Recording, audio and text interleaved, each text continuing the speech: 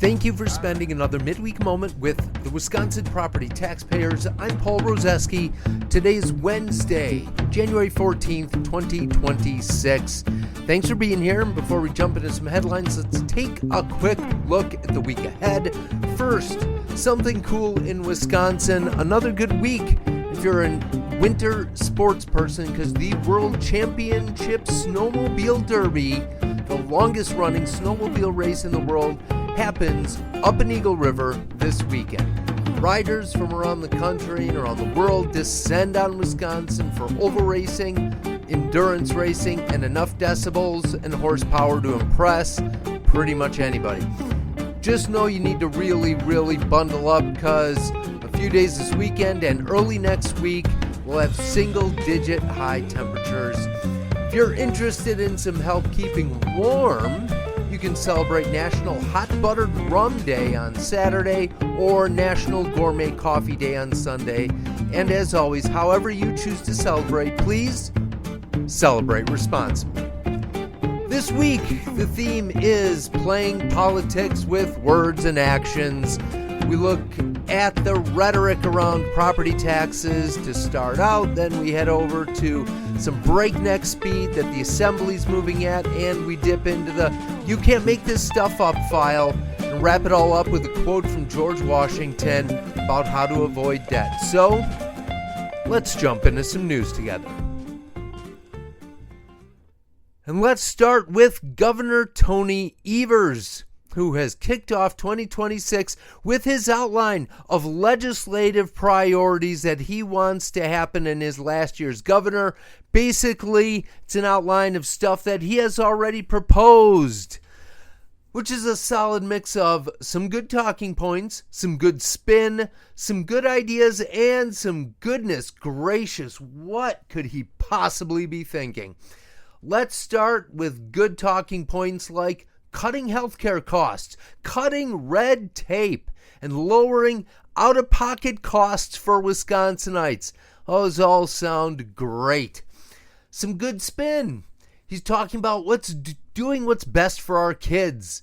And some good ideas like spending the money already set aside in the budget that's already been passed for PFAS remediation.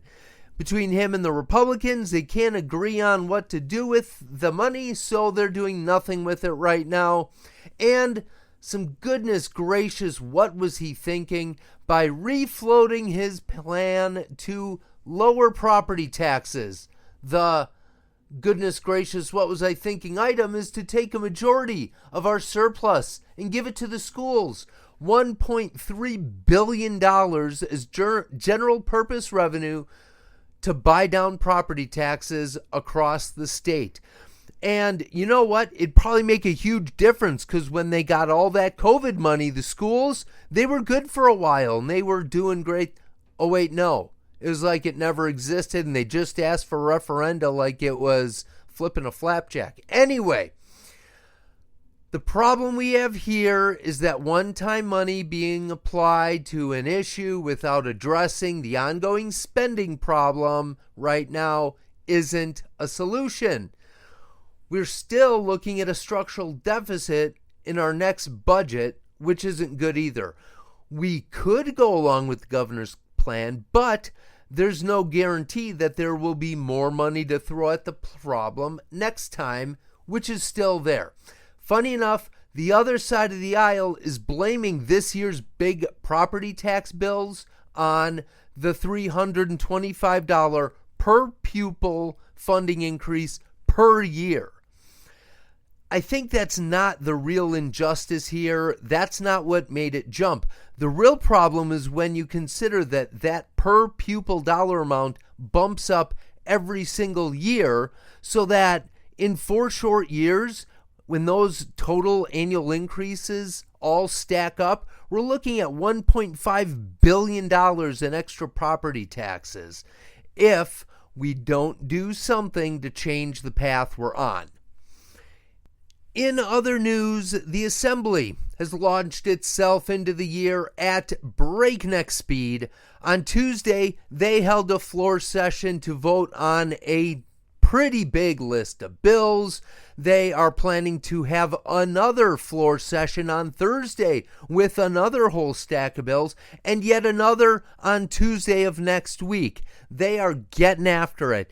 In both the Assembly and the Senate, I think just today alone, Wednesday, they had 15 committee meetings to hear and vote on bills to get them moving along. There is plenty going on in the Capitol. So for the moment, they are really getting after it, acting very ungovernment-like in a way. A number of bills passed yesterday, but the one I will highlight is the one that we can dig into the "you can't make this stuff up" file for. There is a bipartisan bill that passed that would officially define child grooming and the penalties for doing that. The school districts begged for it because not having it tied their hands, holding teachers and administrators accountable. Law enforcement was begging for it too because they had their hands tied essentially. They couldn't charge someone with the actual crime they were committing, and so the bill gets drafted, it gets voted on, and in spite of all that bipartisan support of something that's really needed, 5 lawmakers voted against making child grooming an illegal offense. Another example of spin, the leader of the Assembly Democrats put out a press release praising the bipartisan passing of the bill and how neat it was, etc., probably so that way the whole party didn't get painted by the same brush of these 5 that voted against making child grooming illegal. As if that wasn't surprising enough, one of the 5 that voted against it is currently running for governor of Wisconsin. You just can't make this stuff up. In other news, since I'm in a good mood, let's pull another one from the "You Can't Make This Stuff Up" file. The annual Festivus report has been released. It is every year at the end of the year when Rand Paul puts together a list of the most ridiculous things he thinks he has found in government spending. Search it up if you're interested. There's a lot there, but here were some of the ones that were my initial favorites. The U.S. Department of State gave $244,000 to Stand for Peace in Islamabad to produce a television cartoon series that teaches kids in Pakistan how to fight climate change. How about Health and Human Services giving $2.9 million to the University of Michigan to study the effect of screen time on parent-child relationships? You could have given me 25% of that, and I could have probably told you pretty much everything in that report. The Department of Veterans Affairs wasted over $1 million teaching teenage ferrets to binge drink alcohol. I'm not kidding. National Science Foundation and other federal agencies paid $14 million, $600,000 and change, to make monkeys play a Price is Right inspired video game.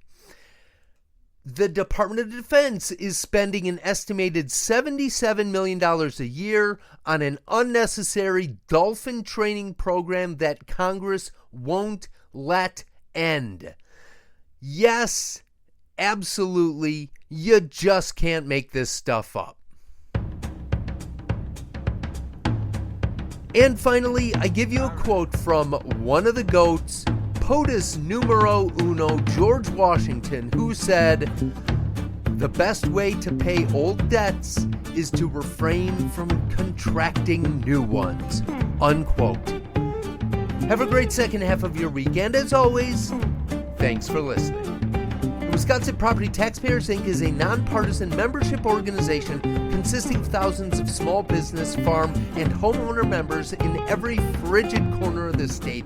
Founded in 1985, the organization is committed to providing its members with up-to-date information, legislative advocacy, and exclusive cost-saving benefits. Find out how to join at wptonline.org/join.